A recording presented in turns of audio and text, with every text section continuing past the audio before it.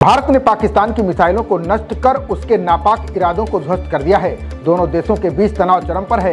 इस बीच अब चर्चा होने लगी है कि अगर परमाणु हमला हो जाए तो इसके इफेक्ट क्या क्या हो सकते हैं, इससे बचने के लिए क्या क्या उपाय करने होंगे। भारत पाक युद्ध के बीच एक रिपोर्ट में बताया गया है कि अगर परमाणु हमला होता है तो स्थिति कैसी होगी, साथ ही इससे होने वाली तबाही का आकलन किया गया है।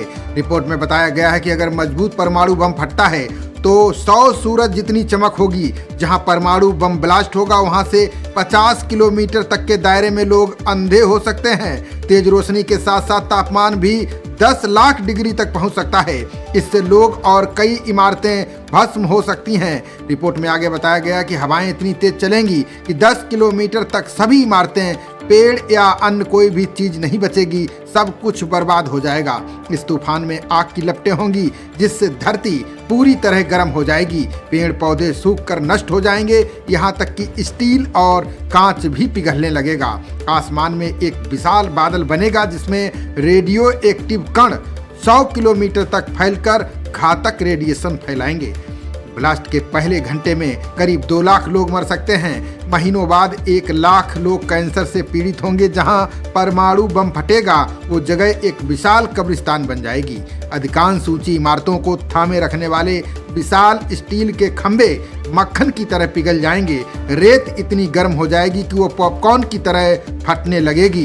विस्फोट से आसपास के लोगों को तेज जलन महसूस होगी। परमाणु हमले को लेकर 1980 में वैज्ञानिकों ने न्यूक्लियर विंटर थ्योरी पेश की थी। ये थ्योरी हिरोशिमा और नागासाकी पर हुए परमाणु हमलों के असर को देखते हुए विकसित किया गया था। इसके अनुसार अगर किसी भी स्तर पर परमाणु युद्ध होता है तो इसका सीधा असर वैश्विक तापमान पर पड़ेगा।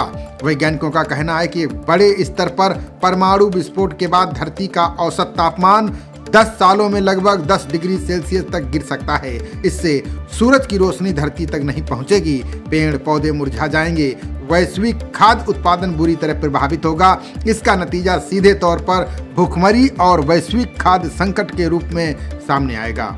अगर भविष्य में कोई परमाणु हमला होता है तो बचाव के लिए समय बहुत कम होता है।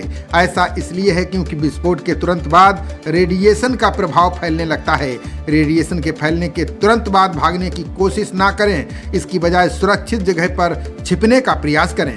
आप जहां भी हैं, यदि कोई ठंडी, बंद और सुरक्षित जगह है तो वहां पनाह लें।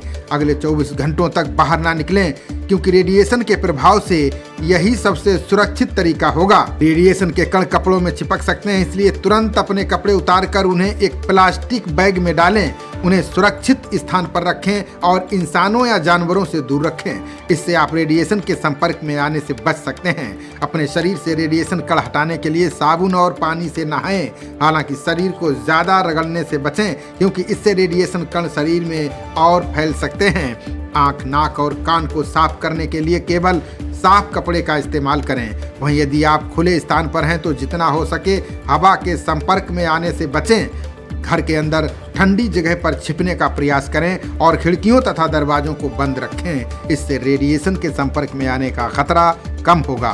पीने के पानी तक को खुला न छोड़ें। हवा के संपर्क में आते ही पानी में परमाणु के अणु फैल जाते हैं। खबरों का सिलसिला जारी रहेगा। देखते रहिए जनप्रवाद। नमस्कार।